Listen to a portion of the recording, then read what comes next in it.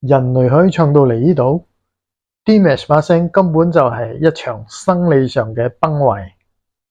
最詭異嘅係，你以為呢把聲撐唔住，佢就偏偏一次又一次咁撐住，唔屬於人類嘅能力。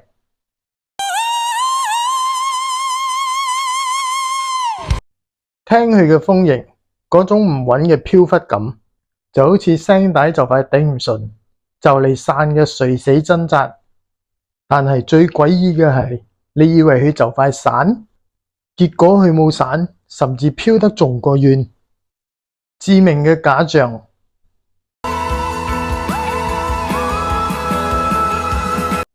佢嘅刀型高音尖到刺耳，嗰啲根本唔係藝術，係聲帶俾人一刀一刀咁劃開嘅尖叫。但係如果真係失控嘅尖叫，你係唔會聽到咁準。越鋒利，佢反而越準確。身體嘅自黑。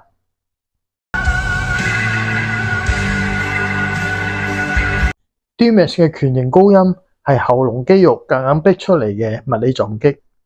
但係最恐怖嘅唔係呢一撞，係撞完之後，把聲竟然冇散，反而仲比之前更穩。暴力的假裝。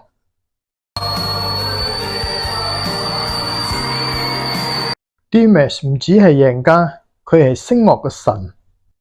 拳型係力量嘅化身，刀型係技術嘅極致，風型係控制嘅藝術，三種都完美做到嘅。佢唔係喺度炫技，佢係喺度定義緊人類聲音嘅邊界。你最俾邊一型震撼到？可以留言話我知。刀拳風。